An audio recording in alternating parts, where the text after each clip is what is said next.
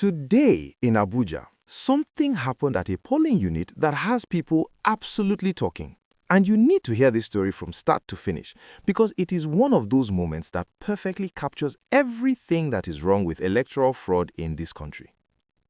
A woman, yes, a single woman, was arrested by police officers right there at a polling unit in the Federal Capital Territory with more than 20 permanent voter cards on her passing. 20. Not 2, not 5, not even 10. More than 20 voter cards, all found with one individual. Security personnel pounced on her on the spot and she was taken into custody immediately. Now let us put this into full context so you truly understand the weight of what happened today. The FCT Area Council Elections of February 21, 2026 are arguably the most closely watched local government polls Nigeria has seen in years. These elections are unique because unlike every other state in the Federation, the FCT has no elected governor. It is run by a minister appointed by the president.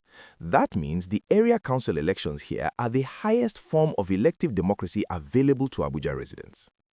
Voters across 6 councils, Abuja Municipal, Buari, Gwagwalada, Kuje, Abaji and Pwali, came out today to elect 6 chairpersons and 62 councillors, a total of 68 positions across 2,822 polling units. Over 1.68 million voters are registered and about 1.59 million of them collected their permanent voter cards. This election also serves as a major political rehearsal, a litmus test for the 2027 general elections, which is exactly 1 year away. Every political party in Nigeria is watching Abuja very carefully. In spite of the military presence, the biometric machines, the movement restrictions, someone still thought they could walk into a polling unit carrying more than 20 voter cards. Think about what that means for a moment. Every single one of those cards represents a real registered voter somewhere in this country. 20 people's democratic rights sitting in one woman's possession. The implication is clear. She was allegedly there to cast multiple votes, to manipulate the outcome of the election, to essentially silence 20 legitimate voices in exchange for one fraudulent agenda. That is not just a crime. It is a direct attack on democracy itself. Now, if you have been following this channel for any length of time, you know that this kind of story is unfortunately not entirely new to Nigeria's electoral history. But what makes this moment particularly striking is the timing and the setting. This is Abuja, the nation's capital, the most heavily secured city in the country on election day, with biometric accreditation technology deployed at every polling unit and thousands of security personnel on ground.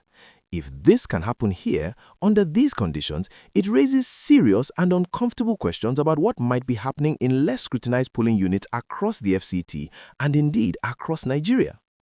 This is also the same election that INEC chairman Prof. Joash Amopitan personally assured Nigerians would be free, fair and credible. President Bola Tinubu had specifically called on INEC to ensure smooth accreditation and accurate result transmission. Civil society organizations had observers deployed. Media houses, including international outlets, were watching. And still, there was an attempt. This tells you something important. Electoral fraud is not just about opportunity, it is about desperation.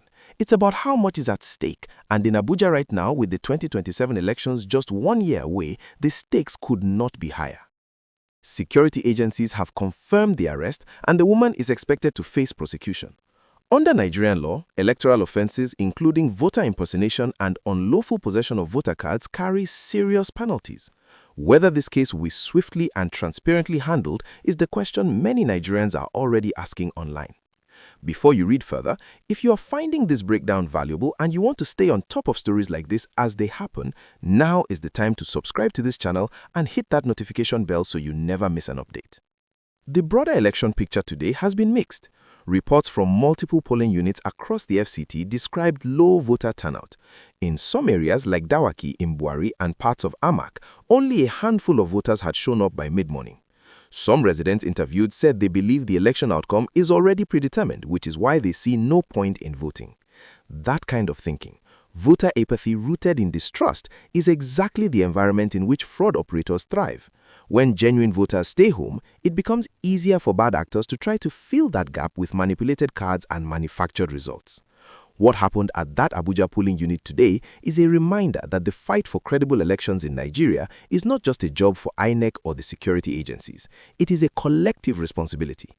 Every citizen who refuses to report suspicious activity, every community that looks the other way, every vote that goes uncast out of apathy creates a window for people with 20 stolen voter cards to walk right through. Now, here's the question for you, and this is what we want to hear from you in the comment section.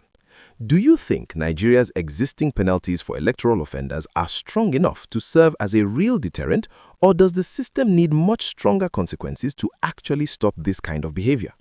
Drop your thoughts below because this conversation matters. Share this video so others can see what is happening on the ground in Abuja today. Like it if this breakdown gave you the full picture you needed, and make sure you are subscribed so when the next development in this story drops, including what happens to this woman in custody, you will be the first to know.